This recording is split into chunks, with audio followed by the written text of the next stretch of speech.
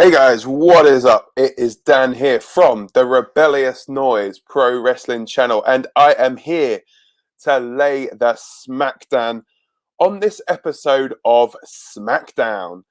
So, this week we had the throwback edition of SmackDown, and so let me firstly get into what actually went down on the throwback side of things. So the first bit of rant of this episode. Now, just a heads up, it is probably going to be quite ranty, but we'll get into the ifs, buts, and maybes kind of thing with that. But so the graphics for this show were just annoyed me so much. Now, we know that obviously SmackDown debuted in 1999. The block WWE logo that they were using was way before that. So I don't know why they were still using that logo, essentially. But, if that's kind of the least thing that you got to worry about on this show, then obviously that's a good thing, I guess. But, it was kind of... on that sense, it was a bit naff to be putting that politely, sort of thing. Michael Cole and Pat McAfee obviously started out the show. They were in the old school get up. So Michael Cole in, I think it was like a denim, like SmackDown jacket thing with the scratch logo on. Pat McAfee with the old Vince McMahon block logo suit, which was pretty cool. There were a few throwbacks in the show. So they showed the first ever main event of SmackDown. So just like little clippets of it, which was Triple H versus The Rock. We saw Booker T and Stone Cold Steve Austin fighting in a supermarket. Edge and Hogan winning the tag titles in 2002. Lesnar and Big Show breaking the ring. Arnold Schwarzenegger when he terminated Triple H. Eddie Guerrero in the lowrider giving Vince a ride. We saw commercials for Ico Pro and WWE ice cream bars. That was all pretty cool. They had like a virtual SmackDown fist as well, not the actual like Titantron stuff. I guess that would have obviously been a little bit too expensive to obviously transport all of that over from Stamford to the Thunderdome, and obviously then the logistics of setting all that up. But I think overall, like that was obviously what went on with the old school stuff, and obviously there was the old school like match graphics as well. So obviously we saw this one for Cesaro Seth Rollins, which that's got a pretty cool feel to it. And then we also saw one of the original SmackDown 6, Rey Mysterio. So obviously there's Rey Mysterio, who was due to take on Dolph Ziggler on that show. That obviously didn't actually happen, that match. It was actually Dolph Ziggler taking on Dominic Mysterio. And then we found out later on in the night that at WrestleMania Backlash, we are getting Dolph Ziggler and Robert Roode taking on the Mysterios for the Tag Team Championships. So we've got a comment in here. Yep, they loved the logo, used it for old school Raws before, thought it would have made better sense to have it be Ruthless Aggression look. Exactly. Like if you're going for an old school SmackDown look, you need to at least like make it in keeping kind of thing. Like that logo is brilliant if you're going to do like throwback Raw, because obviously it would have been in the Raw theme kind of thing. So let me get in now to the main crux of this show. So before I start, this is going to be quite a bit of a rant. So let me have a drink and then we'll get into it. So the running theme pretty much throughout this show was the Roman Reigns head of the table stuff. So as SmackDown pretty much has been throughout 2021, it was hugely dominated by obviously Roman Reigns, the head of the table stuff, and so the opening obviously to SmackDown, we had Roman Reigns coming out to the ring with Paul Heyman and Jey Uso saying about last week where he faced Daniel Bryan. He asked Paul Heyman to eulogize over Daniel Bryan's career and said essentially out of a mark of respect, they were going to do a 10-bell salute. But then they looked at the timekeeper and they were like, "Look, we don't need your help. Paul Heyman's going to do it." So essentially, you just had Paul Heyman standing there with a microphone saying "ding" 10 times. Now, Roman Reigns, you could see, was so close to breaking. Like you could see he was about to laugh with this. But yeah, it's just, you know, one of those that was quite interesting, like what they were doing there with the ding thing. But yeah, and Roman essentially was saying then that he thought Daniel Bryan would still be around if he'd simply have acknowledged him, but was being replaced with somebody who would acknowledge him, and that man was finally the returning Jimmy Uso. We have been petitioning for Jimmy Uso to come back for some time now, and finally he is back. Obviously, we saw him at Hell in a Cell, and that's obviously going to play into a little bit later on in the night, the whole Jimmy Uso Hell in a Cell thing. But yeah, so essentially Jimmy Uso was back, and then throughout the first hour of the show, really, they had the match, obviously, that we've already mentioned, which was Seth Rollins versus Cesaro. We had our first appearance of the night from Teddy Long. Holla, holla, holla, player. Teddy Long essentially came out and made this match with a stipulation that if Cesaro wins, he gets to go one-on-one with Roman Reigns at WrestleMania Backlash for the Universal Championship. Good. Very, very good to have that stipulation there. Well earned from Cesaro. Now, the end of this match essentially came where the Usos were at ringside throughout this entire match, pretty much. And yeah, we had Jimmy essentially hit Seth with a super kick on the outside, costing him the match. So got back in the ring, got hit with a neutralizer, got pinned, and yeah, and then obviously backstage things got a little bit heated. So Seth Rollins went to Roman's dressing room. People were probably like, "Oh my God, the Shield!"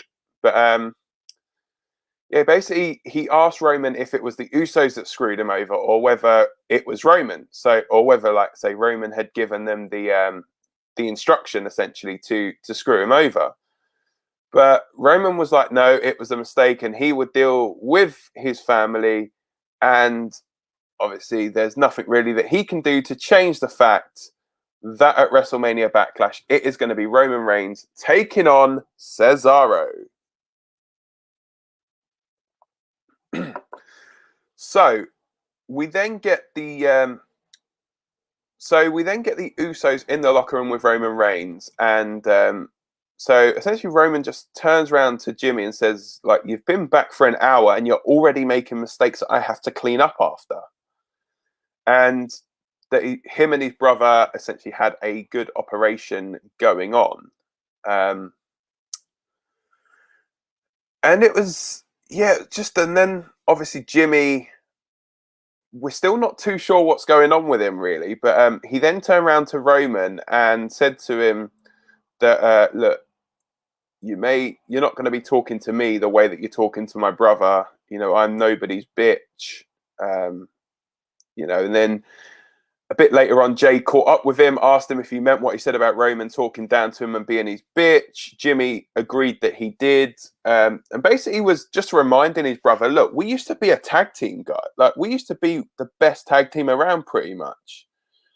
And for some reason, you know, whatever reason, Roman is, you know, he's got you under his control, pretty much. He's got you fighting his battles for him.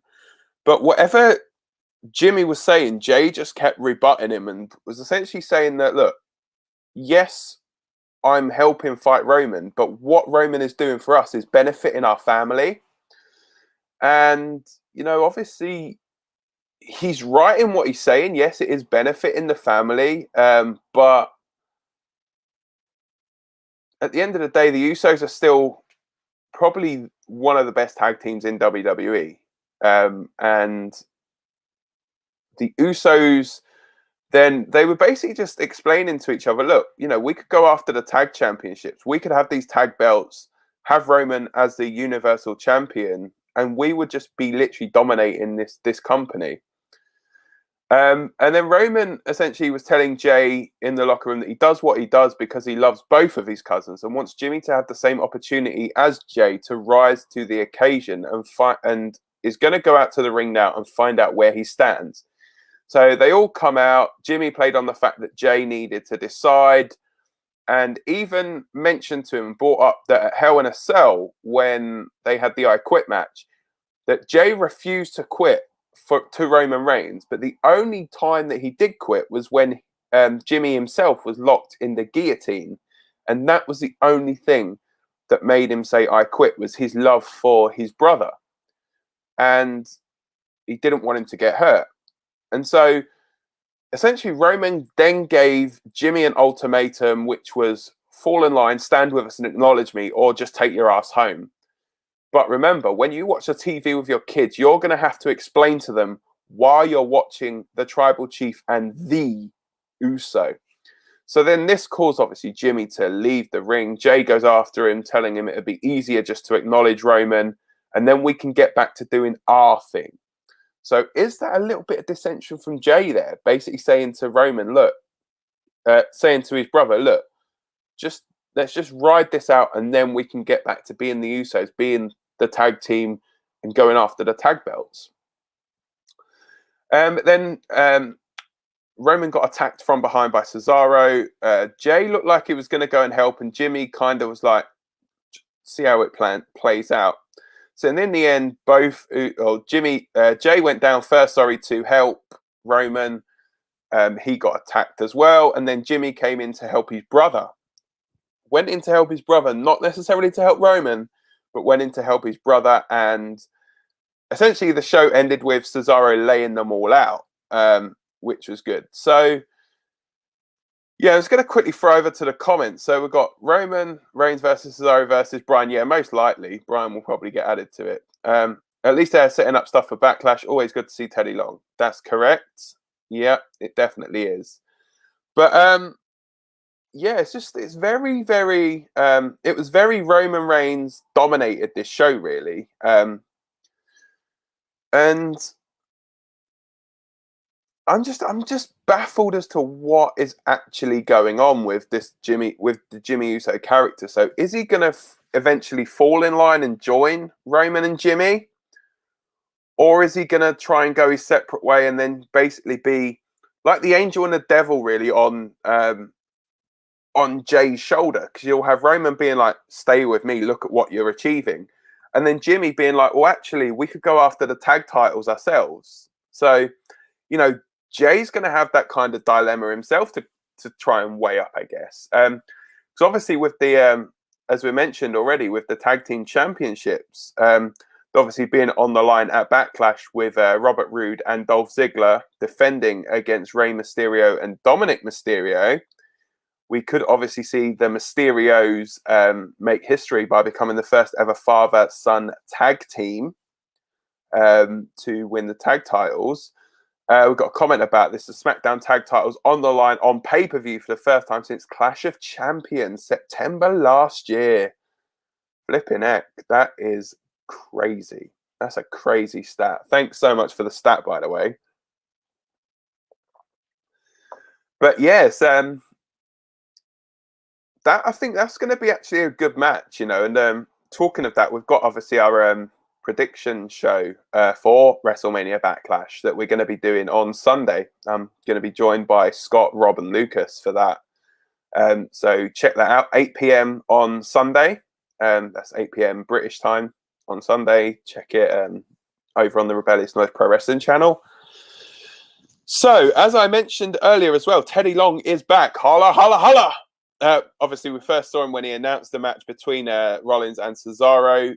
And we also then saw him backstage where he had a great segment with Sami Zayn. It was quite funny, actually, saying that Sami was going to go one-on-one with The Undertaker.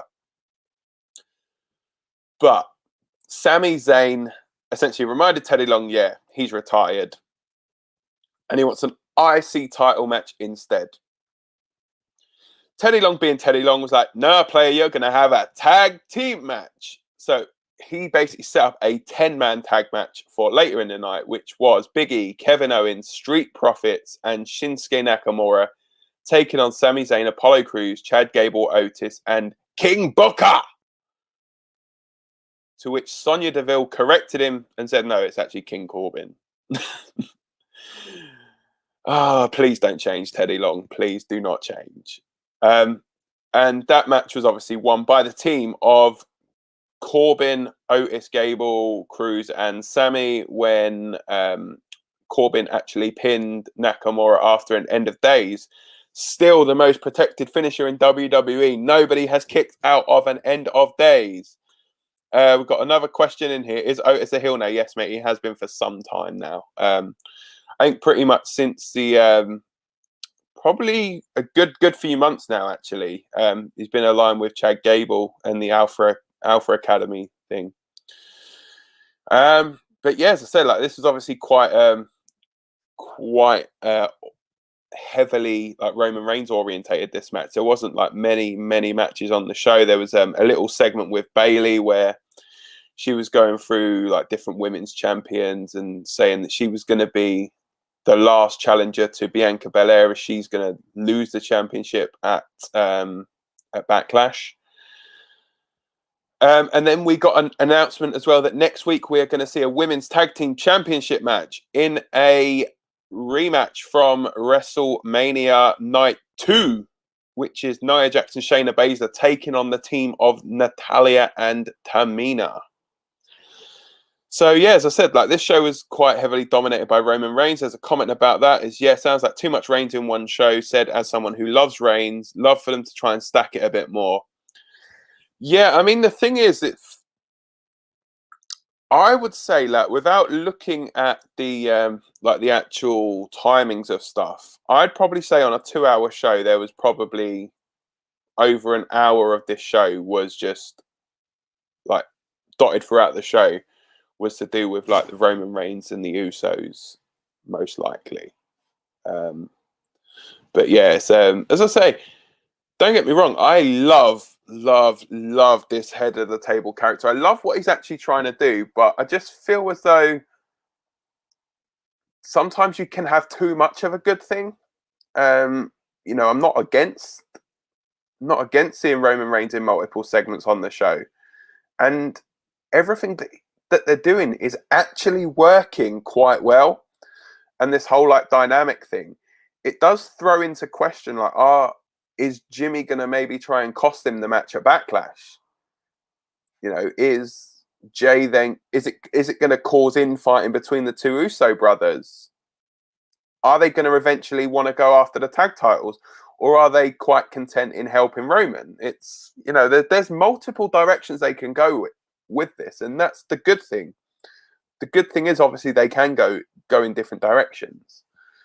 But yeah, as I say as well, just going back, we've got another couple of comments here. Would have had Apollo Crews pick up the pin. Yeah, that would have made a bit more sense, really. But then I suppose it's throwing in a few more challenges for the championship as well, the IC title. And obviously Corbin pinning Nakamura. It was literally a case of, okay, we've got these 10 guys, we need to try and get them on the show, but the show's going to be kind of heavily Roman Reigns orientated. So, you know, instead of maybe having, say, the Street Profits versus Otis and Gable, and Big E and Kevin Owens versus Sami Zayn and Apollo Crews, so they're two tag team matches they could have had, and then a singles with Nakamura and Corbin, they've literally just chucked them all in a 5-on-5 match. You know, it wasn't even an elimination 5-on-5. It was just, okay, first 4 wins sort of thing. And then, yeah, as I say, obviously next week, the women's tag team titles rematch from WrestleMania. We've got another comment here saying they should add a stipulation for it. What kind of stipulation, though? This is the only thing. What they're going to have, like a Reginald on a pole match, maybe? You know, loser leaves town, loser leaves SmackDown match. Whoever leaves gets banished to Raw or goes back to NXT or something like that. I think it's one of those that doesn't really need it. I mean, why not shove it on Backlash? You know, it was essentially Natalya campaign to have the initial tag team turmoil match go on to WrestleMania. So, you know, I'm sure she could have a bit of sway backstage and say, look, yeah, you're having this on SmackDown. To be fair, they could probably do it on SmackDown next week and then have a rematch at Backlash, maybe. That might be what they do. You know, there may be some kind of dodgy finish next week. And then, you know, 2 nights later, you've got WrestleMania Backlash. So, yeah. So, yeah, don't forget, guys, that I guess that is going to be like everything for this episode. Unless there's any more comments, just going to quickly check again.